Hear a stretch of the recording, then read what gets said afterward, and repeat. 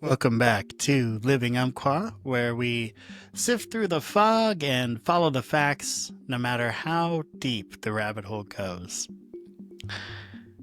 Today, we're pulling back the curtain on one of the biggest reasons we still don't have full government disclosure on UAPs, UFO, or paranormal activity. It's not just the red tape or political hesitation. It's something far more elusive. Two acronyms hold the key: SAPs and USAPs. That is Special Access Programs and the even more secretive Unacknowledged Special Access Program. These are the programs so compartmentalized, most government officials aren't even aware that they exist. Some are hidden under layers of classification with budgets buried deep in black ink, and they might be where the real story is hiding. In this episode, we're digging into how these shadow programs work, why they're so difficult to penetrate, and what it means for real transparency on UFO UAP activity. Because if the truth is out there, it's probably locked behind a door labeled "No Clearance." Non-human intelligence exists. Non-human intelligence has been interacting with humanity. This interaction is not new, and it's been ongoing. And there are unelected people in the government that are aware of that. And do you believe that there is a concerted effort by the Pentagon to keep Congress out of the loop regarding these UAP activities, specifically in our waters? Yes.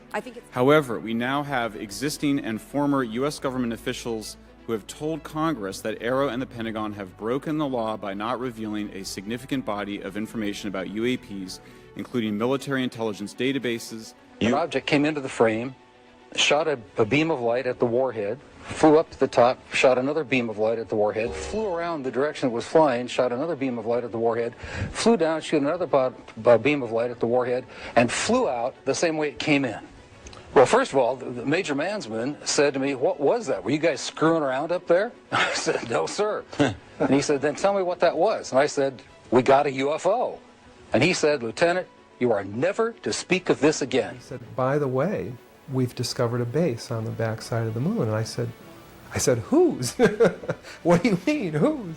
And then he pulled out one of these mosaics and showed this base, which had geometric shapes. There were towers, there were spherical buildings, there were very tall towers, and things that looked somewhat like radar dishes, but they were large structures. Can you tell me this? Do you think the Air Force, the United States Air Force, has been obfuscating and blocking and endeavouring to hinder proper investigation of the phenomenon? 100%. No doubt in my mind. For Congress to undertake the kind of investigation that would be necessary to pry through the kinds of security structures that have allegedly been built around this topic, that's a big lift. These members have to be pretty confident that there are really important, no kidding, reality behind the issues, right?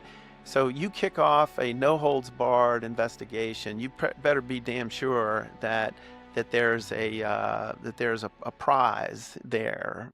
Today, we're pulling back the curtain on one of the biggest reasons we still don't have full government disclosure on UAPs and UFOs.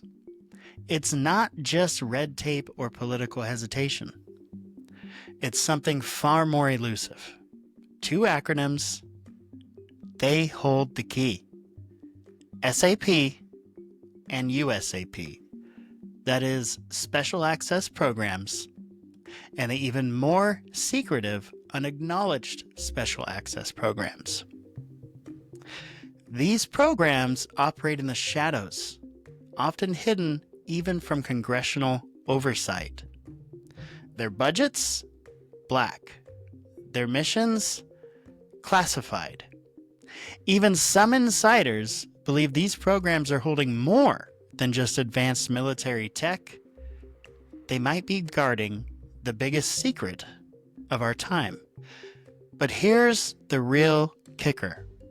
There are whispers that even some whistleblowers don't truly know what's locked away inside. So the question becomes, if disclosure is ever going to happen, who would have to break the silence? And what might they have to risk to do it? Stick around, because in just a moment, we'll look at one SAP that may have already breached the edge of our understanding of physics, and possibly our place in the universe.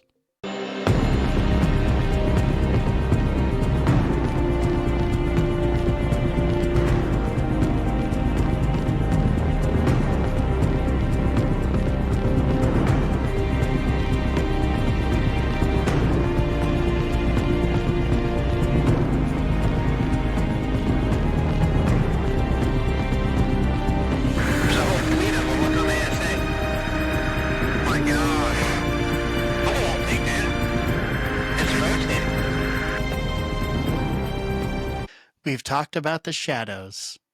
Now let's talk about the walls that keep them standing. Because secrecy on this level isn't just about hiding something. It's about building a system where you don't have to admit it exists in the first place. Let's start with a quick breakdown. In the U.S., military and intelligence programs operate under two main legal umbrellas. Title 10, which governs military operations, and Title 50, which covers intelligence operations. Here's why that matters. Programs that fall under Title 50 are often exempt from broader oversight. That means no mandatory reporting to congressional committees unless explicitly required by law. Title 50 gives covers to intelligence activities that on paper may not have been disclosed to anyone, but a select few with a specialized clearance. And even then, only if they have a need to know. And this legal divide is how some insiders believe certain UAP retrieval or reverse engineered programs have been kept in the dark. A program can be technically legal, fully funded, and entirely compartmentalized, yet still operate outside the oversight of the people we elect to hold the purse strings. However, the tide may be starting to shift. In 2023, Congress passed a provision in the National Defense Authorization Act, or the NDAA, that created a new avenue for whistleblowers. It says, if you know more about non-human craft or materials being hidden from proper reporting channels, you can legally come forward without retaliation. In theory. But it was very brutal and very unfortunate, some of the tactics they used to hurt me both professionally and personally, to be quite frank. Yeah. Do you have any personal knowledge of people who have been harmed or injured in efforts to cover up or conceal these extraterrestrial technology? Yes. Personally. Have anyone been murdered that you would that you know of or have heard of, I guess? I have to be careful asking that question. I directed people with that knowledge to the appropriate authorities. Mr. Grush, what about you? What was your experience after you came forward? Well, it's only been about 2 months or so I guess my experience has been overwhelming support from former colleagues of mine that have privately messaged me, and I do appreciate that. But I do have knowledge of active planned reprisal activity against myself and other colleagues, and it's very, very upsetting. Even with new whistleblower protections, even with establishment of AARO, the All-Domain Anomaly Resolution Office, if these programs are buried under USAP classification and hidden behind Title 50, there may still be legal and bureaucratic loopholes shielding them from daylight. Along those lines, Title 10, you may not know this or not, but Title 10 and Title 50 authorization, they seem to say they're inefficient. So who gets to decide this, in your opinion, in the past? It's a group of career senior executive officials. Okay, are they government officials? Both in and out. Do what? Both in and out of government, and that's about as far as I can go there. Yeah. All right, well, that leads to my next question. Which private corporations are directly involved in this program? How much taxpayer money has been invested in these programs, to your knowledge? Yeah, I don't know the specific metrics towards the end of your question. The specific corporations I did provide to the committees in specific divisions, and I spent 11 and a half hours with both Intel committees. So. Okay, has there been an active U.S. government disinformation campaign to deny the existence of unidentified aerial phenomena? And if so, why? I can't go beyond what I've already espoused publicly about that. Yeah. If you reference my News Nation interview and I talk about a multi-decade, campaign to disenfranchise public interest, basically. Has any of the activity been aggressive, been hostile in your reports? I know of multiple colleagues of mine that got physically injured, and the activity. And I got by UAPs or by people within the federal government? Both. Yeah, there were certain colleagues of mine that were brutally administratively attacked, and it actually makes me very upset as a leader to see that happen to other coworkers and actually superiors of mine over the last 3 years. I call it administrative terrorism. That's their quiver, their tool in the toolbox to silence people, especially. The career government service cares about their career, cares about their clearance, their reputation to climb the ladder. And when you threaten that career path, a lot of people back off. But I'm here to represent those people. Okay, and then my last question for you before I move to Mr. Graves is you received prior approval from the Defense Department to speak on certain issues, correct? Correct, through DOPSR, DoD Pre-Publication and Security Review, and I just want to remind the public, they're just looking from a security perspective. These are my own personal views and opinions, not the department's. Okay, I'm asking that, though, mainly because I think that there are many people that would like to discredit you, so it does bring a certain amount of credibility to your testimony. Mr. Grush, as a result of your previous government work, have you met with people with direct knowledge or have direct knowledge yourself about ATs, advanced technologies that the U.S. government has? Based on conventional advanced tech, I was briefed to the preponderance of the Defense Department's both space and aerospace compartmented programs, yeah. Do you have knowledge or do you have reason to believe that there are programs in the advanced tech space that are unsanctioned? Yes, I do. Okay. Yeah. And when you say that they're above congressional oversight, what do you mean? Complicated question. So there's, some, I would call it abuse here. So congressional oversight of conventional special access programs. So I'll use Title 10, so DOD as an example, right? So 10 U.S. Code Section 119 discusses congressional oversight of SAPs, discusses the DepSecDef's ability to waive congressional reporting. However, the Gang of Eight is at least supposed to be notified if a waived or waive bigoted unacknowledged SAP is created, and that's public law. Well, so that how does, I don't want to cut you off, but how does a program like that get funded? I will give you generalities. I can get very specific in a closed session, but misappropriation of funds and does that mean self-fund. does that mean that there is money in the budget that is said to go to a program, but it doesn't, and it goes to something else? Yes, I have specific knowledge of that. Yep. Do you think U.S. corporations are overcharging for certain tech they're selling to the U.S. government, and that additional money is going to programs? Correct, through something called IRAD. Do you have direct knowledge, or you had spoken to people with direct knowledge that this imagery applies to crash sites, crash imagery? I can't discuss that in an open session. Okay. Do you have any information that the U.S. government is involved in a disinformation campaign to deny the existence of certain UAPs?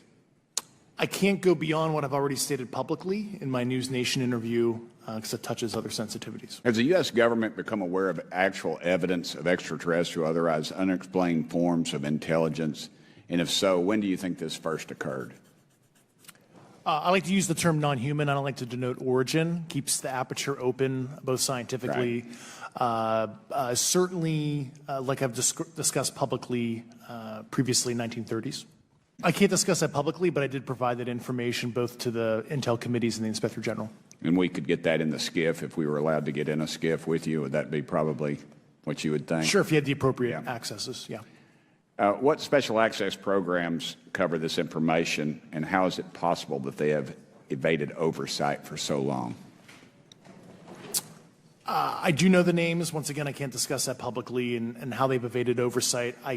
In a closed setting, I can tell you the specific tradecraft used. All right. At least the activity that I personally witnessed, and I have to be very careful here because they tell you never to acknowledge tradecraft, right? So what I personally witnessed, myself and my wife, was very disturbing. I have to be careful to describe what I've seen firsthand and not in this environment, but I could answer that question behind closed doors. Yeah. And have you seen any of the bodies?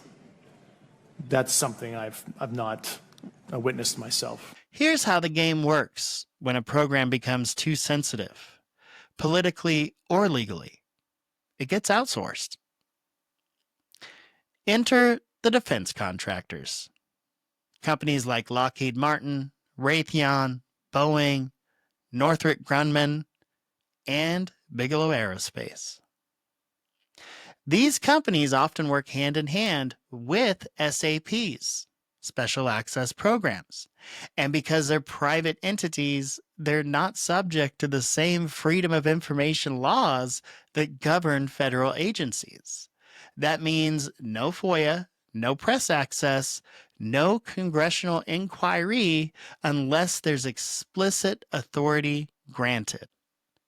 Now, think about it. A craft is recovered.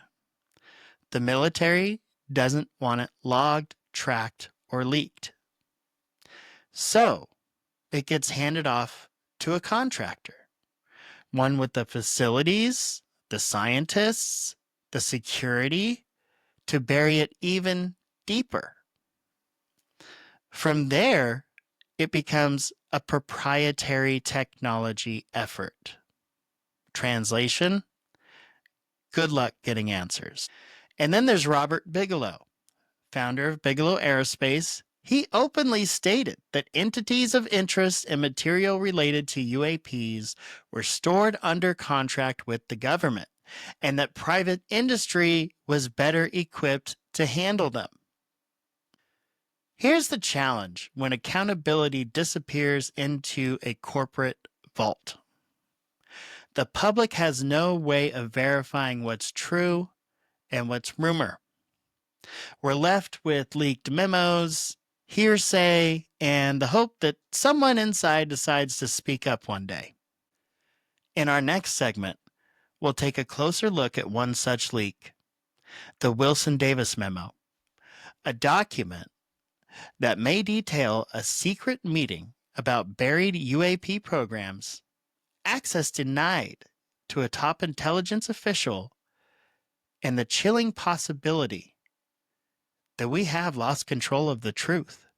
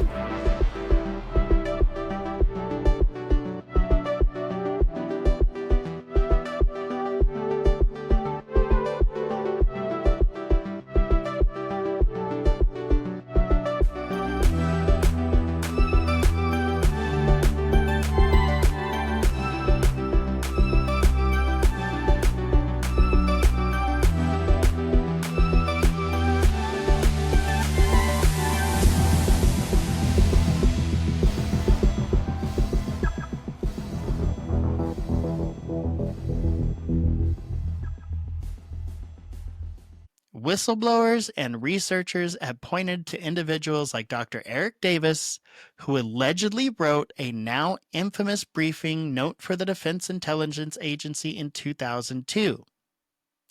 In it, he referenced conversations with a retired official who claimed the U.S. was actively trying to reverse engineer off-world vehicles, and that the program had been hidden in a corporate SAP for years. I'll tell you this, Dave did give the classified testimony, and he gave them everything. He gave them the names and locations and programs and people. All I had was the stuff that I accumulated and gathered going up through the USAP and ATIP.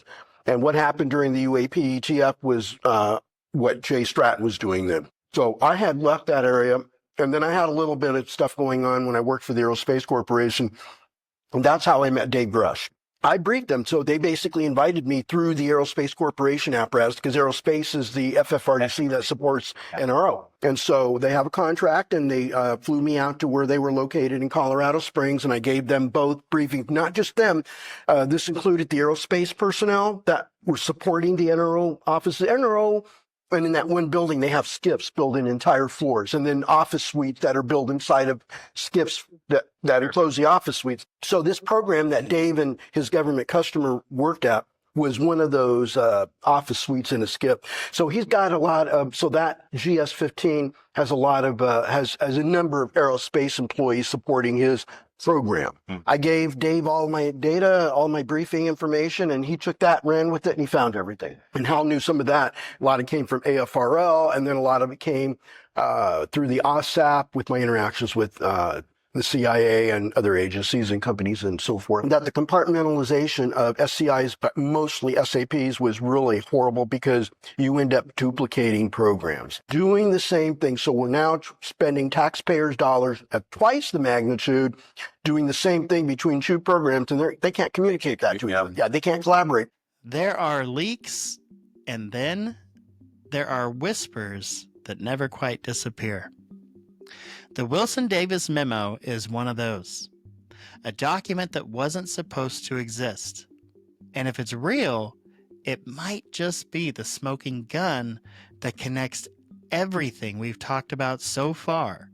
Black budgets, reverse engineering, SAPs, and the wall of secrecy around UAP. Let's rewind to 2002. Dr. Eric Davis, a physicist associated with the now defunct National Institute for Discovery Science, allegedly has a private meeting with Admiral Thomas Wilson, who had served as deputy director of the DIA and later as director of the Defense Intelligence Agency Joint Chiefs of Staff, ARM. The memo, supposedly written by Davis, details the conversation, and what's in it is explosive. According to the notes, Wilson had once tried to gain access to a deeply buried SAP rumored to involve non-human technology. He learned that a small, compartmentalized contractor team was overseeing a crash retrieval and reverse engineering effort, and they denied him access. Let that sink in for a moment. A vice admiral denied clearance to a program possibly studying recovered craft not of this world. Now, Wilson reportedly argued he had the right clearance. He had the rank. The response? You don't have a need to know. And just like that, even one of the highest ranking intelligence officials in the U.S. military was shut out. The memo claims that the contractor confirmed they had a craft not of human origin, that attempts to reverse engineer it were ongoing, the progress was slow, and that nobody fully understood how it worked. Now, here's where it gets weirder.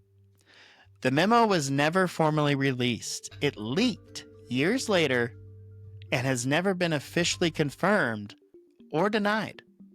Admiral Wilson, when asked publicly, disavowed it. Eric Davis, silent. But multiple people in the UAP research community, respected names like Dr. Hal Puthoff and Richard Dolan, believe it's authentic. If this memo is real, it raises a terrifying possibility that the U.S. government lost control of the biggest discovery in human history. The knowledge of non-human craft may be buried so deep that not even those sworn to protect us can uncover it. Coming up on this final segment, we'll ask the big question. If disclosure is tightly locked down, is the only way forward through civilian leaks, rogue insiders, or a moment that government really can't contain?